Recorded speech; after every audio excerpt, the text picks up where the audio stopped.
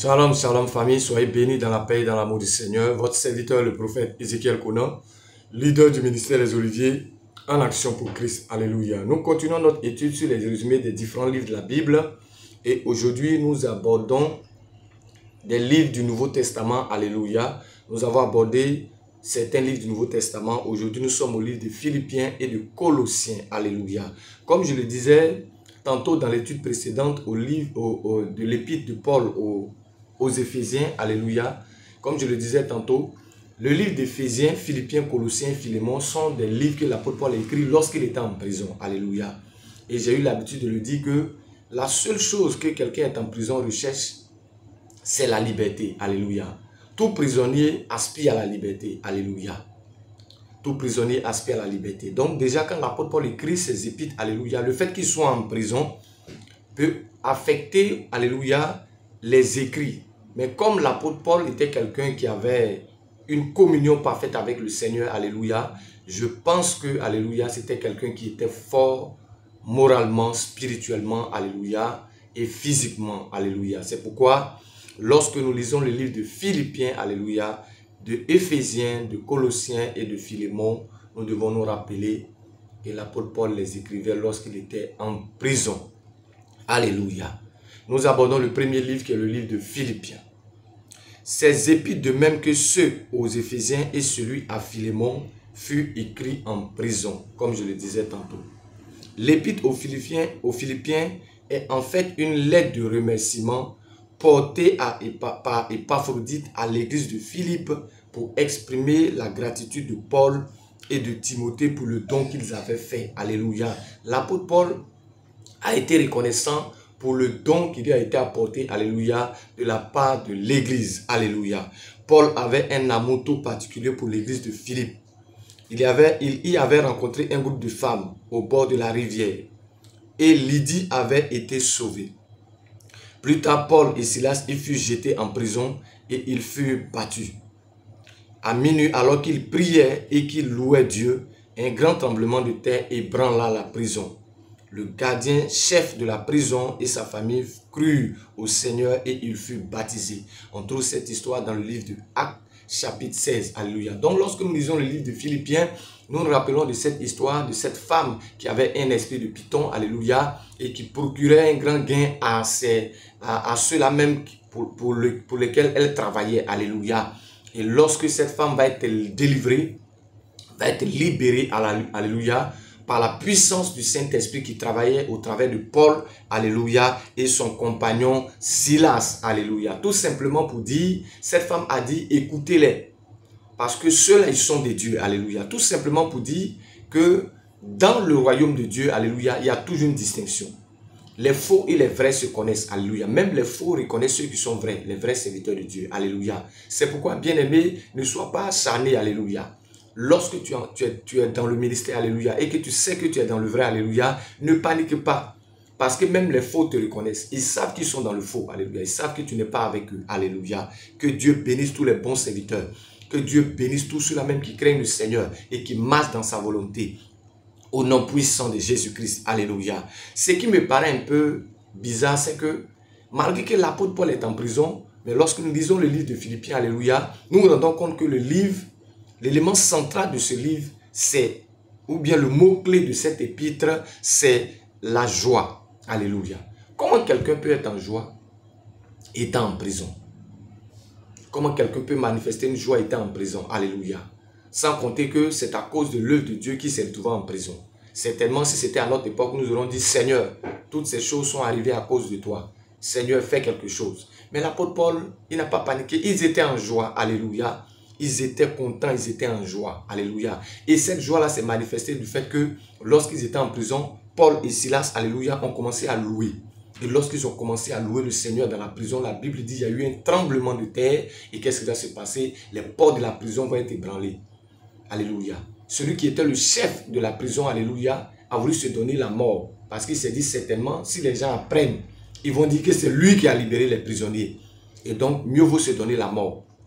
Paul lui a dit, non, ne te donne pas la mort, nous sommes là. La prison est ouverte, mais nous sommes là. Alléluia.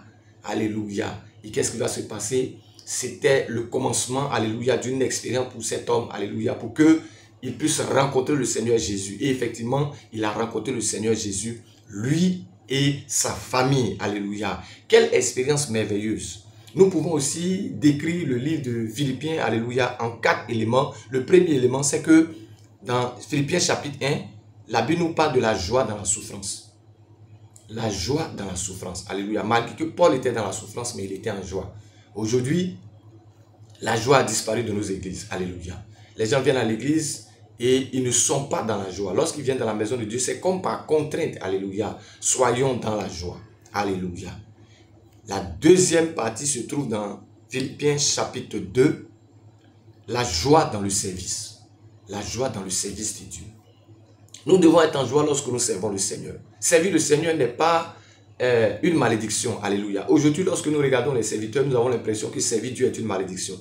Servir Dieu n'est pas une malédiction. Alléluia. Nous devons être dans la joie parce que c'est un privilège que Dieu nous ait choisi pour pouvoir le servir. Alléluia. Donc, nous devons manifester de la joie dans le service. La troisième partie se trouve dans Philippiens chapitre 3. On parle de la joie en Christ. Alléluia. Il y a une certaine joie que nous retrouvons lorsque nous marchons avec le Seigneur Jésus. La première fois que j'ai fait mon expérience avec le Seigneur, c'était autour des années 2006. Et c'est là que j'ai pu rencontrer le Seigneur personnellement. Il y a une certaine joie qui est rentrée en moi parce que avant cette année-là, j'étais de l'autre côté du monde. J'étais en Égypte. Alléluia. Je n'avais pas encore traversé la mer Rouge. Et qu'est-ce qui va se passer? Je connaissais ma vie. Alléluia. Je connaissais mon expérience. Nous étions des amis, nous partions boire, nous amuser dans les maquis, ainsi de suite. Lorsque tu as un peu de moyens, lorsque tu sors, tout ce qui est sur toi reste et tu reviens le lendemain matin pour gagner à manger, même c'est compliqué. C'était une vie vraiment désordonnée, sans responsabilité, alléluia, où on s'en foutait qu'on se marie, qu'on fasse des enfants. Ça ne nous intéressait pas, alléluia. Jusqu'à ce que le Seigneur un jour nous rencontre et que nous acceptons le Seigneur. La paix est rentrée dans mon cœur, alléluia. La joie qu'on trouve en Christ. C'est une joie qu'on ne peut pas acheter. C'est une joie qu'on ne peut pas trouver nulle part. Alléluia. Tout ce que tu as autour de toi ne peut pas donner cette joie-là. Tous ceux qui ont accepté le Seigneur dans les débuts savent de quoi je parle. C'est une joie qui est indescriptible. C'est Dieu seul qui le fait. C'est comme le vide qui est dans ton cœur. Alléluia. Le Seigneur vient le combler. Alléluia. Et c'était mon expérience avec le Seigneur. Parce qu'il y a une joie en Christ. Alléluia. Il y a une joie en Christ. Bien-aimés, soyez joyeux. Alléluia. Car, comme le dit les Écritures, la joie est un bon remède. Alléluia. La joie est un médicament. C'est pourquoi l'apôtre Paul nous incite, alléluia, à être joyeux. Malgré les gens en prison, il disait aux gens, ne soyez pas peinés parce que je suis en prison. Alléluia. Mais soyez joyeux. Alléluia. Parce que c'est pour la cause du Seigneur que je me retrouve dans cette situation. Alléluia. Et la dernière partie se trouve dans Philippiens chapitre 4 où la Bible parle de la joie dans la satisfaction. Alléluia. Soyons satisfaits de ce que Dieu nous donne. Soyons satisfaits de ce que Dieu nous donne. Nous entendons souvent certains cantiques où d'autres disent que je ne suis pas satisfait. Alléluia. Soyons satisfaits dans le Seigneur. Aimons ce que le Seigneur nous donne. Alléluia. Aimons ce que le Seigneur nous donne. Parce que nous sommes, alléluia, dans un monde où les choses vont à la dérive, où les choses vont à la va-vite. Alléluia. Nous devons avoir le discernement. Alléluia. Et nous satisfaire de ce que le Seigneur nous donne pour ne pas que nous tombons, alléluia, dans d'autres facilités qui nous emporteront loin de la face de Dieu. Alléluia. Que Dieu vous bénisse. Voilà ce que je pouvais dire en résumé sur le livre de Philippiens. Alléluia. Et nous abordons sans plus tarder le deuxième livre qui est le livre de Colossiens. Paul a écrit aux Colossiens parce qu'on enseignait l'hérésie parmi eux et que cela avait besoin d'être corrigé. Les chrétiens pensaient qu'ils devaient garder la pratique de la circoncision et suivre les lois de la nourriture et sur les fêtes. Ils étaient dans la confusion au sujet des anges. Ils ne comprenaient pas l'idée de la déité du Christ et en conséquence ne comprenaient pas comment tout ce dont ils avaient besoin pouvait se trouver en lui. Paul les remet sur le droit chemin dans Colossiens chapitre 1 à chapitre 2. Dans leur doctrine, il les remet sur le chemin dans la doctrine.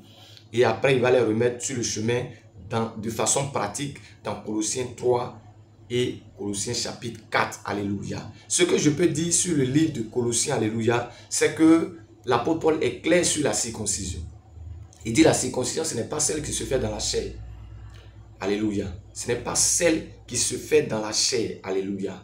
Il parle d'une autre circoncision. Alléluia. Celle de notre cœur. Alléluia. Nous devons circoncire nos cœurs. C'est de ça que Dieu a besoin. Sinon, on peut se circoncire de manière physique. Comme le Seigneur l'a dit, le 8e jour, nous devons circoncire tout mal. Alléluia.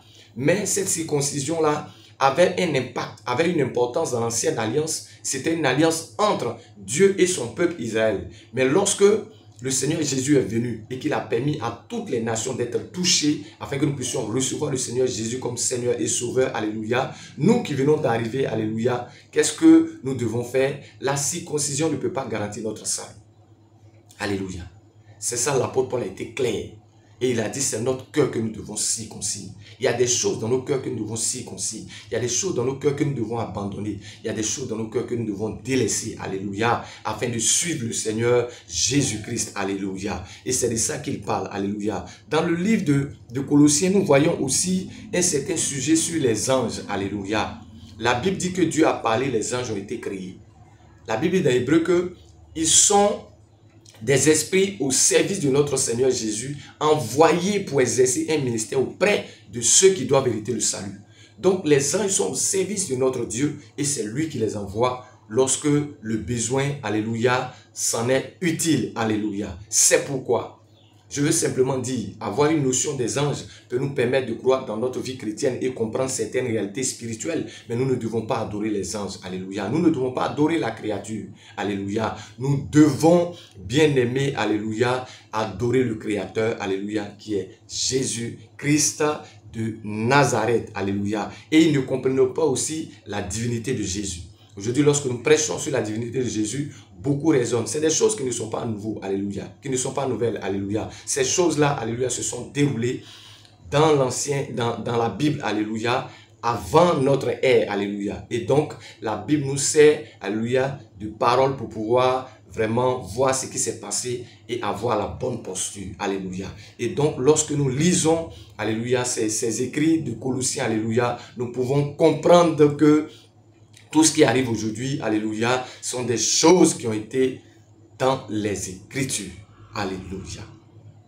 Que Dieu bénisse ton entendement, que Dieu bénisse ta vie, que la plénitude de ton esprit, de son esprit continue de te remplir au nom puissant de Jésus-Christ. Alléluia. Pendant que tu médites sur le livre de Philippiens et de Colossiens, n'oublie pas que l'apôtre Paul était en prison. Alléluia. Mais malgré cela, l'apôtre Paul a manifesté de la joie, a fait ce qu'il était en train de faire. Alléluia. Que Dieu vous bénisse et que sa paix demeure sur votre vie. Pour finir, lorsque je lis ces épîtres, alléluia, surtout l'épître aux Philippiens, je me rends compte d'une chose, c'est que la Bible parle que l'église de Philippe a fait un don. Et l'apôtre Paul, alléluia, voulait exprimer sa gratitude pour le don.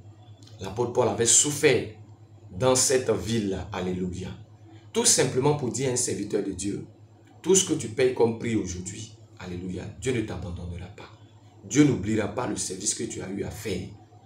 Ils se sont rappelés que c'est l'apôtre Paul qui a payé le prix, alléluia. Il a été jeté en prison, qui a payé le prix pour qu'eux puissent recevoir l'évangile, alléluia. Et donc, ils ont été reconnaissants. Que le Seigneur fasse que ton assemblée soit reconnaissante vis-à-vis de tous les prix que tu payes. Alléluia. Confie ta vie au Seigneur.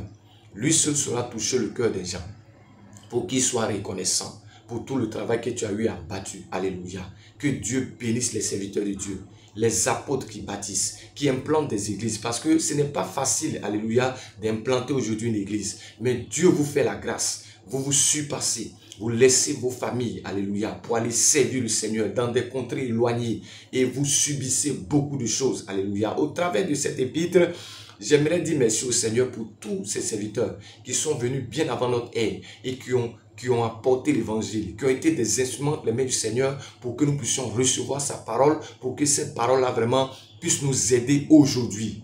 J'aimerais bénir le Seigneur pour ces personnes. Alléluia. J'ose croire que leur couronne sera grande dans les cieux. Au nom puissant de notre Seigneur et Sauveur Jésus-Christ. Nous nous retrouverons bientôt, alléluia, afin de célébrer, afin de chanter et de danser à la gloire de notre Seigneur Jésus-Christ. Alléluia, pour tout le travail qui a été abattu.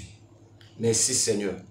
Que le Seigneur te bénisse. Si tu n'étais pas encore abonné, abonne-toi à ma page, alléluia, pour recevoir encore d'autres enseignements. Si ces enseignements te font du bien, tu peux nous apporter en commentaire. Si tu as besoin aussi d'autres études, alléluia, sur certains thèmes de la Bible, tu peux nous envoyer en commentaire. Nous nous ferons plaisir de pouvoir partager partager cet enseignement avec vous. Alléluia. Nous ne faisons pas que donner les différents résumés des différents livres de la Bible, mais lorsque tu vas sur notre page, alléluia, nous avons d'autres enseignements que nous apportons. Alléluia. Que Dieu bénisse tous mes abonnés, que la paix du Seigneur soit avec vous et dans vos familles au nom puissant de Jésus-Christ.